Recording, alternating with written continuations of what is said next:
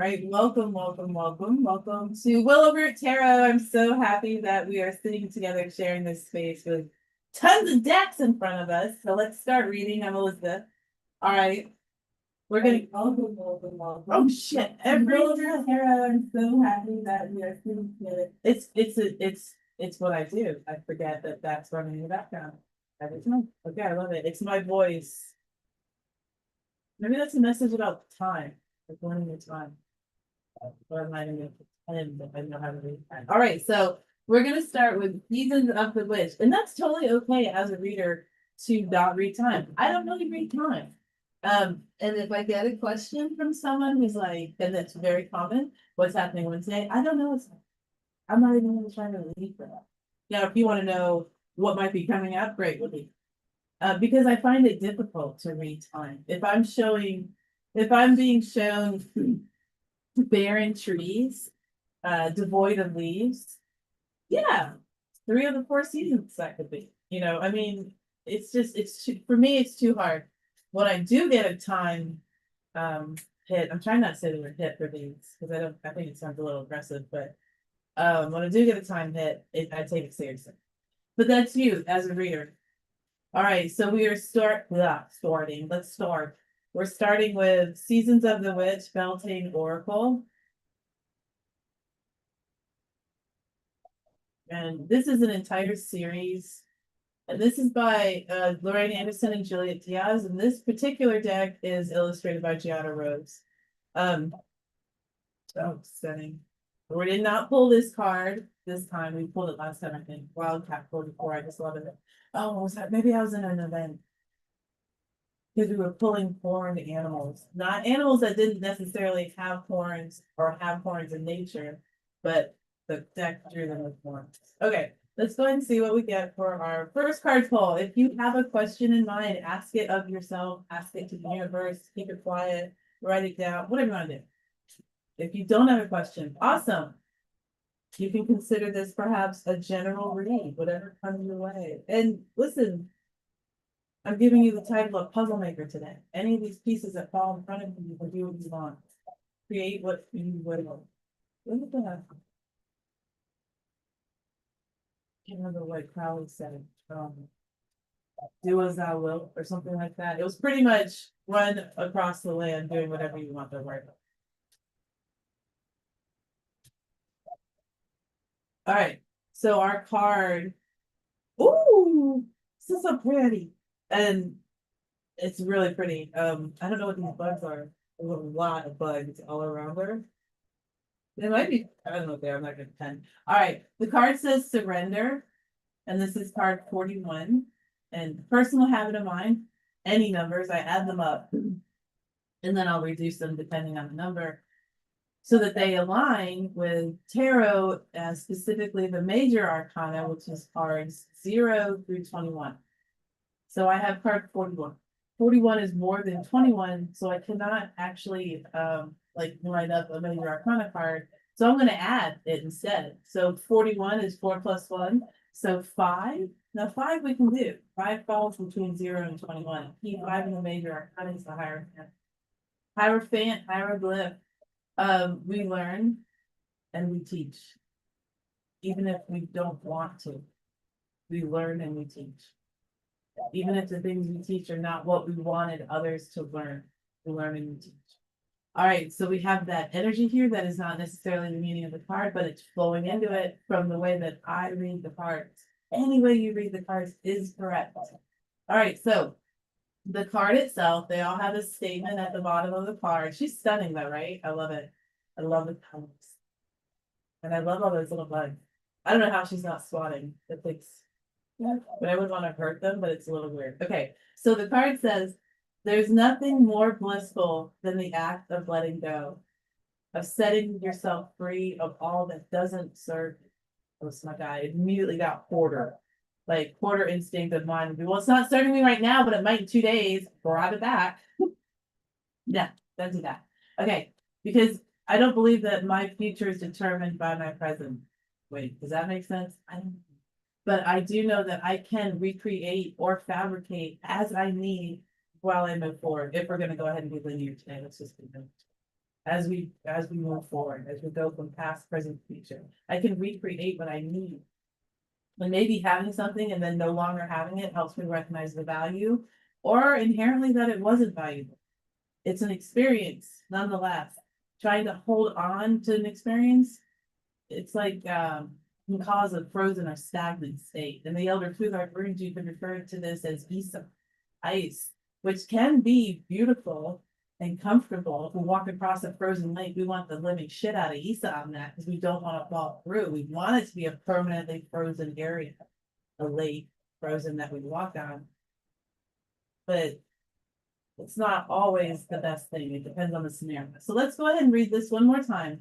There's nothing more blissful than the act of letting go, of setting yourself free of all that doesn't serve you. You are the judge of what doesn't serve you. Okay. Like if you were suicidal, walking out on that lake, you might be like, oh, I hope the ice breaks. What do you want in that moment? What are you trying to manifest? And just because you think they want the same thing does not mean they want the same thing. Or that they're going to go about getting it in the same way. They're pentacles. Working together as a team does not mean that you work the same or that you even like to. All right. Surrender. We can get to the freaking card. Okay, so it's card 41, letting go. It is time to let go of the past, dear one. You are missing out on the blessings that are waiting to enter your life by holding on to old wounds, traumas, and hardships, which has prevented you from finding the beauty in the struggle and the lessons learned. While you cannot change the past, you can let it go and decide what your future will be. Regret will only hold you a prisoner, and dwelling on past mistakes will blind you to the truth of how beautiful you are. Oh my God, I just got a really cool visual.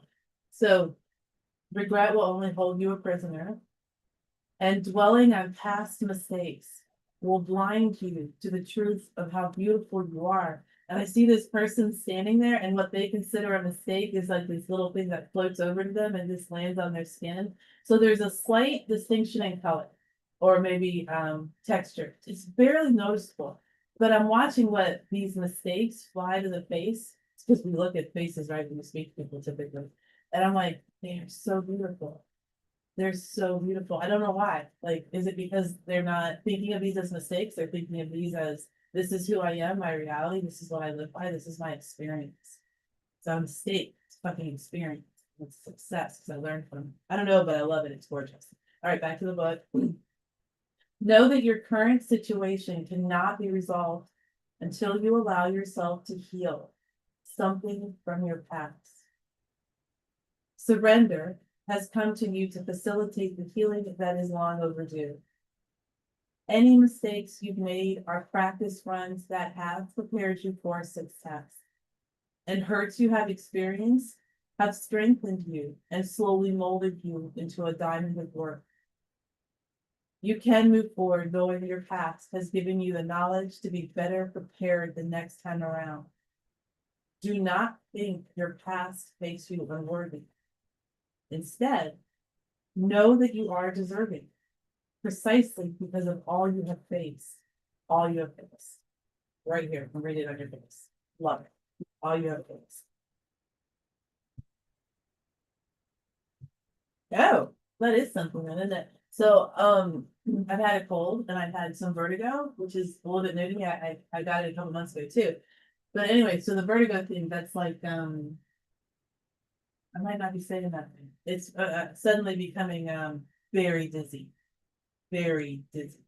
Like, what the fuck, So I was doing yoga yesterday and I could feel it coming on. It's so strange to me. It's still so new. And I thought, oh, I'm already on my yoga mat, thank God. And I'm like, I'm just gonna lay down real quick and see what this feels like. And I was literally in like a cocoon. Like it felt like a cocoon. Like it was so instant, like dropping someone in a body of water, a giant lake, a deep lake. Because from the point that you release the body, depending on how far the bar is, say a few feet, it's only seconds before that body is plummeted into the water, completely encased, ensconced in the water. And that's what happened to me yesterday with the vertigo. It came on so fast. Immediately, the voices, And it was kind of this overlapping of we're fine. Your choice of experience is your choice. As in, you can freak out, but girl, all you're gonna remember is you freaked out, or you can just let this flow and see what happens. So flow can be found anywhere. Should this be ignored? No. Do I believe everyone should try to get to a doctor if they have serious medical questions? Yes. Okay, but having said that, so I'm like seriously loving what's going on with my body because after yesterday, I'm considering that maybe it's just some more beautiful messages to read. I'm not ignoring my health, but I do believe that there's more than one way to look at things in Western medicine. Okay, medical rant. And I am fascinated by medical intuitives. I am not one and probably won't be doing that because ouch, I just don't know enough about anything medical. But medical intuitives, that's fascinating. Okay, let's go to, we're gonna go to the archetype deck because I really want to go here next. I had them lined up kind of. Oh, yeah, we'll go to archetype. So this is Kim Crane's archetype, the archetype deck. This is, to me, I think this is a really fun deck. It's a little awkward. I dropped a video on YouTube, Willow Rutero on YouTube, guys. Check me out, subscribe, like, and share about shuffling. But why am I telling you that? Oh, because this deck got mentioned in the video because it's circular. It's a little, wait till you check out. Yeah, chemical deck has 6 sides. Septicon. What are the transformers? So a little, all right, Decepticons, never mind, there's nothing to do with geometry. Decepticons, Transformers, more than meets. Yeah, like my Vertigo, there's more than meets the eye. Definitely more, because you can't really see it. Oh. All right, let's see what archetype we have. The Seer. I don't know if that is an archetype in here, but woo! Hands are just sizzling away. Zizzing, they're zizzing. The eternal child. Yes, the eternal child is zizzing. I totally made that word up. I hope I did. Hopefully it's not something perverted. All right, so we have card 4, the eternal child, and in the major arcana, again, just to have it in mind because I'm tarot obsessed. It's the emperor. So the emperor as the eternal child. I can totally fucking see that. Let's take a sip of my iced coffee. Just let that one float in the air. Alrighty, let's go ahead and look at the card. So gorgeous, mixed media. It might be a little confusing because it is. If you are on the deck, no. If you are on the fence, whose fence are you there? We walk. If you're on the fence, go ahead and get it. Whose fence? I have never tried to balance fence. Was that a thing people actually did? I mean, why build a fucking fence if you just want to get over to the other side? I assume that's why you're walking on the fence, right? All right, all right, the eternal child. Ooh, we're not doing this, but I think I'm gonna do a video on it. I hope you guys can hear me. There's some outdoor noise. Doing a spread with my oracle cards, not something I always do because it takes a really good reader. Let's be real. Woo, oracle. I love it. It's no joke. Add respect, man. It's I'll be real, when I first started reading tarot, I did not understand oracle. I was like, well, what's the point? And then I started reading oracle and I'm like, this is really fucking hard. Woo! But it's fun. Okay, so the eternal child. And by hard, I mean it's a hell of a lot more than picking up a card and reading a book. It can't be just that, but then you can ramble on like this. All right. I'm so distracted by the outdoor noise. So I'm gonna take a deep breath as part of a practice of calm, or to let that distraction exist, but in another form. It need not be a distraction itself. I'm taking a deep breath. I'm not necessarily breathing in the sound, am I? I'm hearing it. It's entering through this orifice, but this one? No, interesting. Okay, so the emperor, the eternal child. And the key words are the inner child and the child of joy. The eternal child is connected to the timeless, ageless, and infinite aspects of life. It is radiant, fearless, and seeks joy above all else and at any cost. It struggles being bound to an aging body or physical limitation in a world that demands attention to detail and logistics.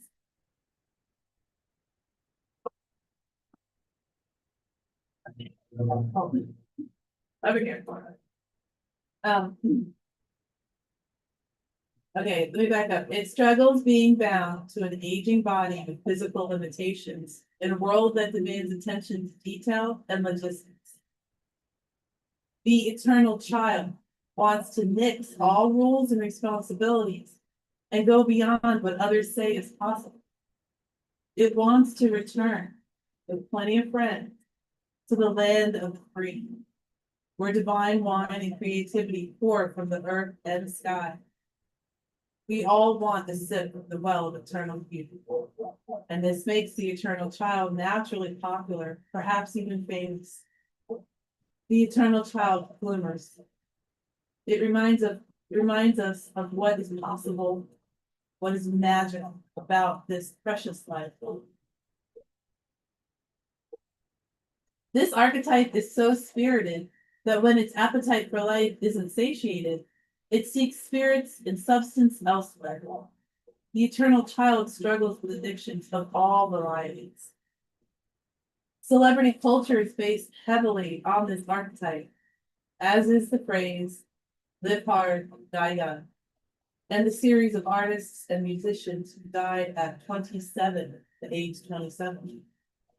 So when light, joyful, playful, accepts awe, magic, when dark, addicted, selfish, adrift, burns out, Throat Keeper, Icarus, Peter Pan, Rumi's, has anyone seen the Lord? Eternal child of archetype. What was that song, the Bengals, the Eternal Flame? Or if that has a little bit. Okay, anyway, the eternal child. Oh.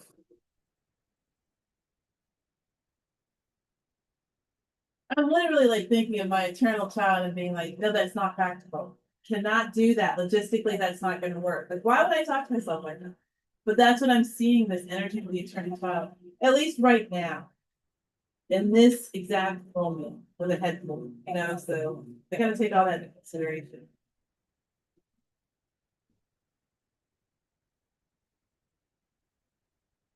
Oh, I didn't make me the starting show.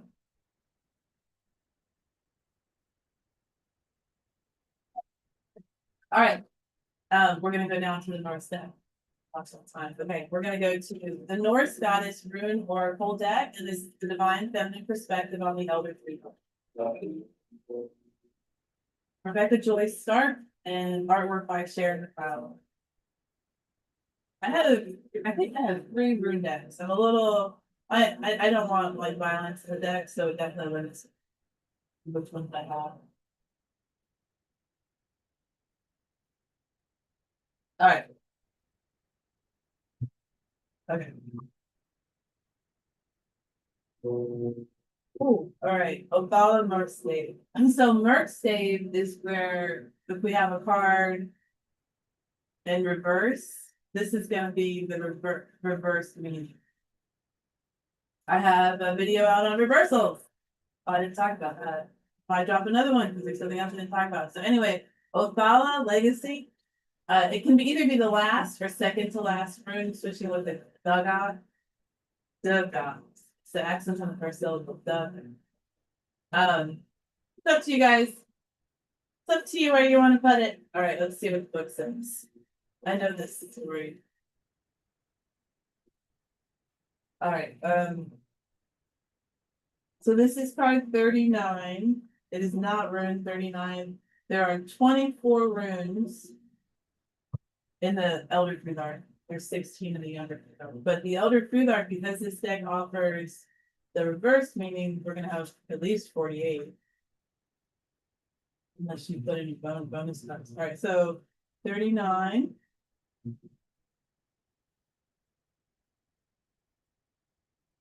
Well, if this is the last card, how come there's not? Oh, because there's 8 cards that don't get read with, or there's some cards that don't have a reverse meaning. I was like, wait, I know my math was shit. That's not that bad. All right, a dollar mercy. Okay, so please have patience and forgiveness for our pronunciation. So the book itself, because I do think it's a great book. I'm actually going to skip over. This is a little poem that the author did. This is the lore behind it. It's the actual mythos or story that it's the mythos in a broader sense, but the myth or story that it's coming from, the gods and goddesses that this person is associated with, all of that. We're going to jump from that. We're not going to read that. We're going to go to the divination meaning. There's a lot of background in those stories, and I don't really know if it helps you guys connect with the part or not. You're welcome to leave feedback, but divination meaning, interesting part. Othala Merkstate is the rune of independence. It is the strength and determination to rise up against unwanted, inherited constraints. Unwanted, inherited constraints, particularly those placed on you by your family or society. It may also indicate a strong will that places you outside the family network. Spend time reflecting on your thoughts, actions, and words. Sometimes a heartfelt apology and recognition of inappropriate behavior can go a long way to mend burn bridges. This card is a powerful rune in support of women who wish not to have children, lending them the strength of empowered decisions to shape their own destiny. Othala Merkstate also refers to family or home concerns. This may indicate housing complications, family disagreements, estrangement, or even issues arising from deceased states. Remember to act with honor and integrity. Analyze the situation carefully and learn how to rise above the pettiness and be true to yourself. Unwanted inheritance is one thing. Wanting, but not receiving is another entirely. Focus your attention on what really matters and then work towards ensuring you have what you need for fulfillment. Focus your attention on what really matters. What do you wish to manifest? And then work towards ensuring you have what you need for fulfillment. What resources will help you manifest what you want? And that is not to say I can't do this until I take that course, or I need a special color pen because I would be on the special color pen. It's really not. It's about beginning and then identifying resources as you move closer to what you want. And you don't have, there is no one path, there is no right path or wrong path. You're learning, therefore you are the success. All right, Othala Merkstate is the cycle breaker, refusing to perpetuate cycles of generational trauma and stopping them in their tracks. Perhaps you have chosen not to continue the bloodline, or through you are creating a new generation, free from constraints and expectations. This is a powerful action room, one filled with courage, determination, and a commitment to fight against the system and start something new on your terms. By healing the trauma, you can heal the trauma held within your ancestors. As one cycle ends with you, a new one begins where you get to decide the legacy left in your honor. And that is an interesting thought I like to have. It's like healing yourself is helping to heal ancestors, even just by listening. Sorry, there's a pop-up. Why is it popping? Healing yourself is helping to heal ancestors. It is at least listening. It's saying, I am happy to be here and I'm happy that you're sharing your voice. I'll listen. You don't have to have anything to say back. If ancestors, guides, spirits, whatever you'd like to call them, your inner voice or voices, their audience, higher self. All right, I love it. And we're going to go to the alchemical guidebook next. This is the 6-sided one. Different to shuffle. No wrong way, no right way, no one way to shuffle. Okay, so this is the Wild Unknown Alchemical Guidebook or deck and guidebook, and this is by Kim Krans. That's Krans, Kim Krans.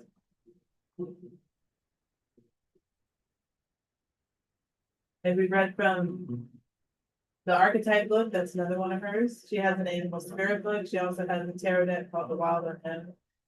She has coloring books, journals.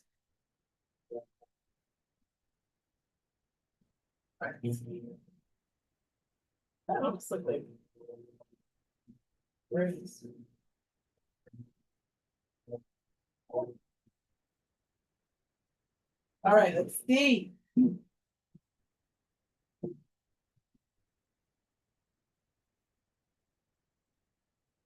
I don't know if that's breathe or breath. Because they're spelled the same, right? Or are they not? Anyway, oh, pneuma, like pneumonia. Pneuma, pneuma. And it's breath or breathe.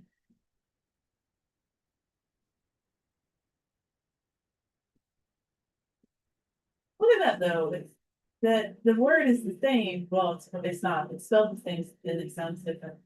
But a breath or to breathe. Wherever down. Okay, it's 36, and this deck utilizes Roman numerals. So we have X, X, X, B, I, X, X, X, each X is a 10, and then the B is 5, and the I is 1. So we add it together. Love it, add it together, and we get 36. All right, let's go ahead and pretty card. She illustrated all of these.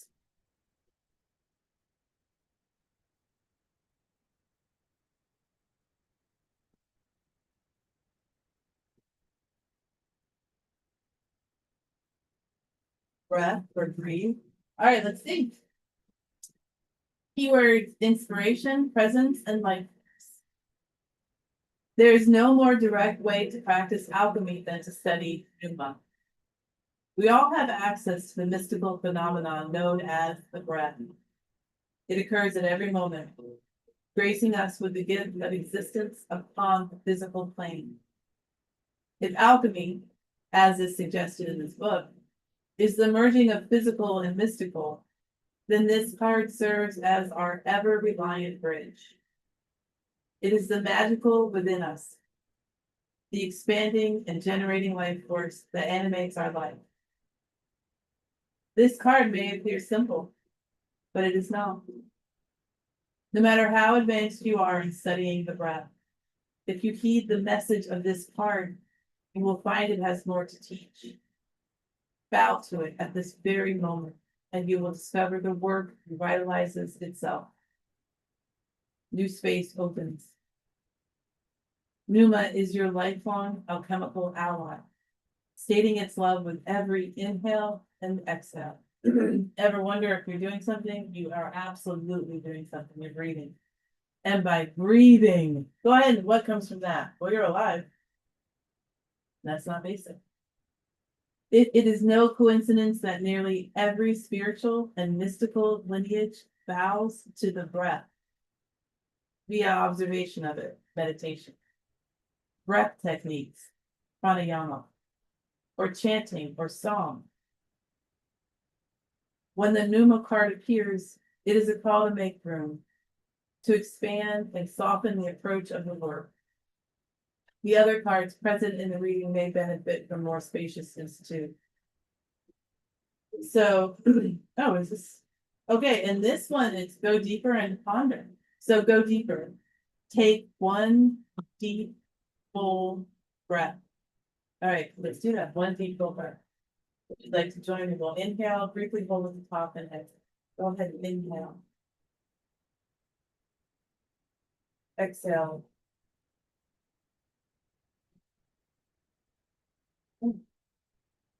And then we have to ponder the first breath. Like the container. The container now exists. What flows into the container existed before it flew into the container, but now is it something different? No, that's like breath. The breath exists if it's in my life or not. I'm a temporary container. I'm also the alchemist. All right. Alchemy guidebook. Alchemy guidebook. All right.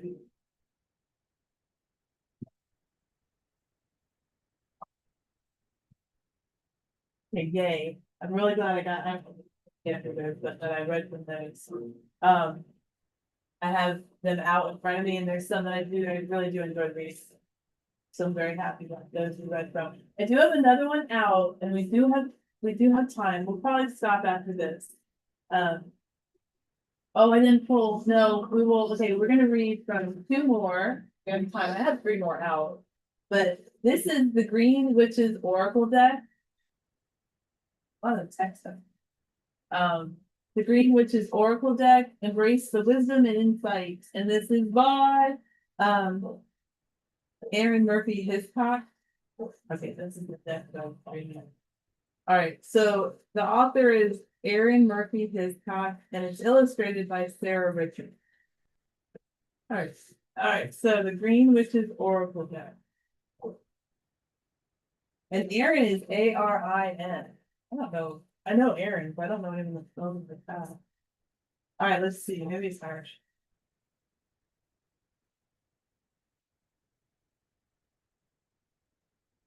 So if you were thinking of something, or if you're thinking of a different question, or I wonder if this will pertain to, it will.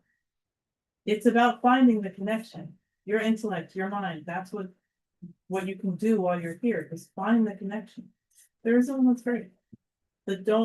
But looking at something and going, that doesn't work, that doesn't connect, that doesn't flow. Congratulations. And how does it work? How does it flow? How does it commune?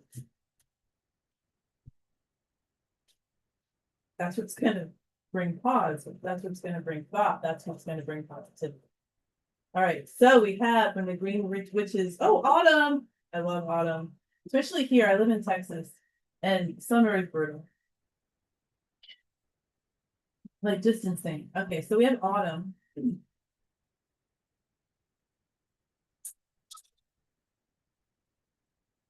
Uh, yeah. It's not. It's alphabetical, but it's not. It's not all together. So it's set up a little differently. Like even though this is autumn, it's not the first of the eight.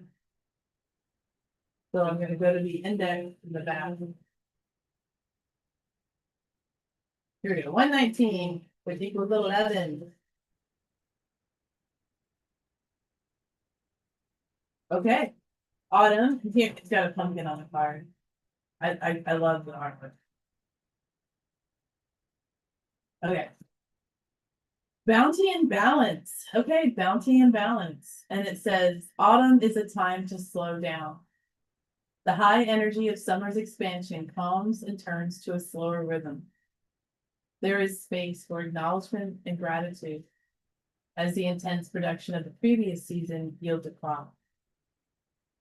The autumn equinox is a time of balance, when the hours of daylight and night are equal. The autumn card reminds you that balance is important, whether it means balancing work with appreciation for the harvest, or balancing intake and output of energy. Don't overtax yourself. Remember to refuel in times of hard work. And it does offer some reflection questions. And there's two. The first question is, have you been successful when it comes to balancing your work and personal life? Have you been successful when it comes to balancing your work and personal life? And the follow-up question, if not, how can you strike a better balance? And so the follow-up, if not, how can you strike a better balance? And I would offer to find areas that you do. I mean, it's asking you like, yes or no, do you do this? Well, maybe I do, and maybe I don't. Maybe it's not quite that direct. In this way, I do offer myself balance. In this way, I am neglectful of balance. Cite where you do well. Also, I mean, you have the capacity to be honest with you. I think, right? I don't know. If you don't, that's why. All right, I would say.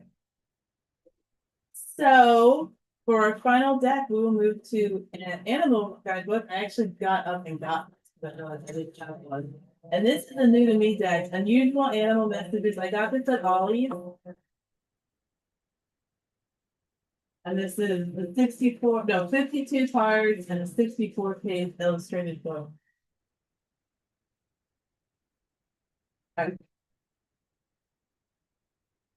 They're pretty straightforward, the card. Very thin stock, glossy finish, and straightforward artistry, which I appreciate. I mean, these decks at Ollie's too, they're like $4, $5, $3, so.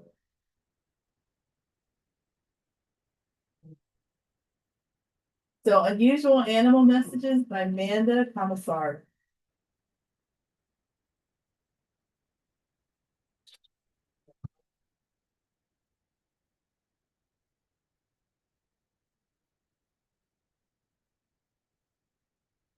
Okay.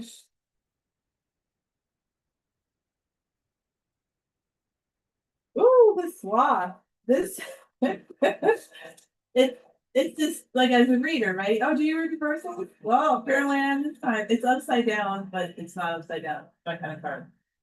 So the sloth. There's a difference between loneliness and solitude. Hell yes. All right, let's see. No, it's not in. That's order.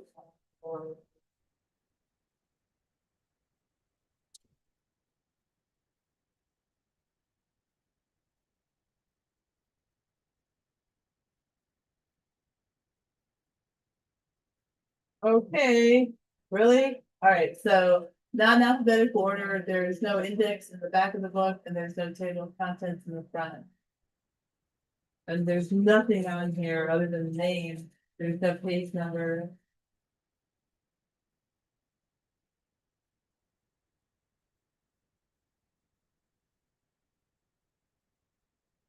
Oh, okay. So at the bottom of the pages, managing community, friends, and relationships, and list there. Oh, wait, they fly. Are these all ones that fly? Nope. There's fish. Yeah, that's maybe double. Managing, okay, now we've gone into self-care. The warthog is on that. Sloth, okay, sloth is under self-care. Alrighty, the habitat is Central and South America. This is for the sloth.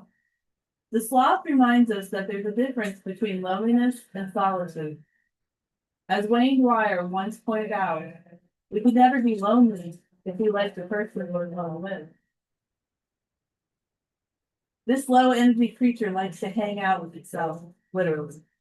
It leads a solitary life and rarely interacts with other sloths unless it's breeding season. Instead, it spends its time sleeping, slowly foraging, and hanging from branches. In fact, the sloth has a unique biological adaptation that allows it to spend 90% of its life hanging upside down. Huh. Just like the sloth, wait, 90% of its life hanging upside down or 10% upright? Is the focus on it hanging upside down because